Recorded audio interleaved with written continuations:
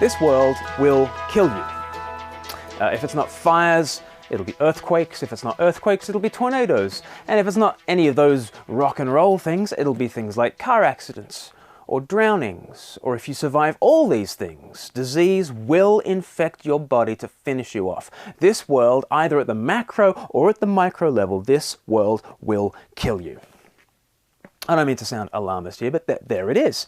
Ever since the time of Adam, this world has produced thorns and thistles for you. For you. That's what Genesis 3 verse 17 says. These barbed nasties, they're not just generally inconvenient. They are intentionally making your life hard. There is a significant sense in which the world is against you. It wants to kill you. The Israelites really felt this as they toiled away in Egypt.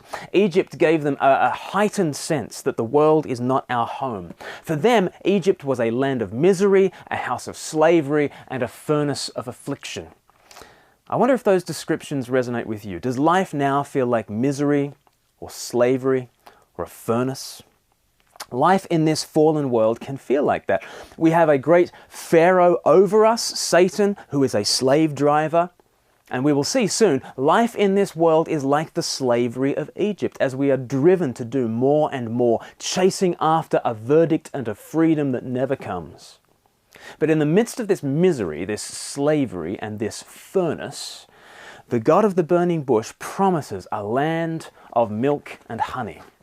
Let me read Exodus chapter 3 from verse 7. The Lord of the burning bush is speaking. He says, I have indeed seen the misery of my people in Egypt. I have heard them crying out because of their slave drivers, and I am concerned about their suffering. So I have come down to rescue them from the hand of the Egyptians and to bring them up out of that land into a good and spacious land, a land flowing with milk and honey.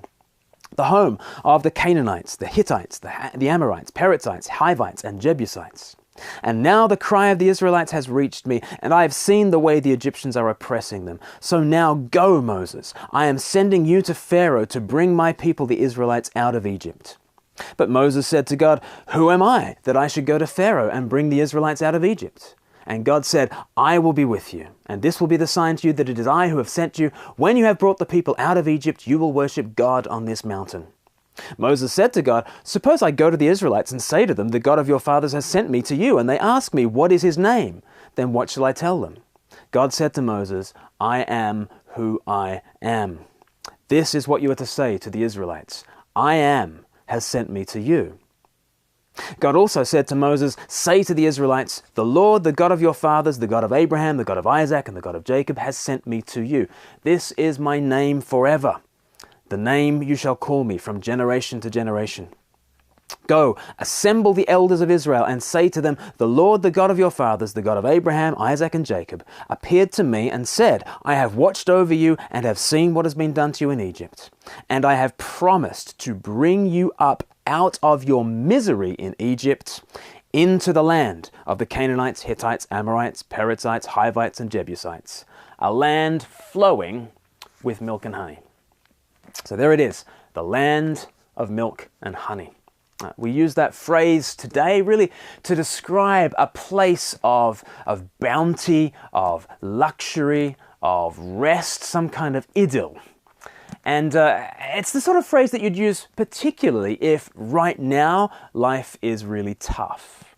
But you think to yourself, never mind, at some stage we will reach the land of milk and honey. In fact, in Exodus, it is said to be a land that is flowing with milk and honey. Flowing is a word for gushing forth abundantly. 20 times in the Old Testament, the promised land is described as flowing with milk and honey. In Adam and in Adam's world, the land is against us. But here is a land that seems to be for us. It bubbles over with luxury goods. There will be no more scrounging for the bare necessities in this land. There'd be nothing mean or plain about the land. It would overflow with fatness and sweetness. That's what milk and honey is. Fatness and sweetness. For now, we are strangers in a strange land, a hostile land. But when Jesus returns to complete his ultimate exodus, he will deliver us from this wilderness into God's new creation rest. One day soon, this earth will be resurrected and renewed, just as Jesus was himself. And finally, we will be at home in the world. Thorns and thistles will give way to milk and honey.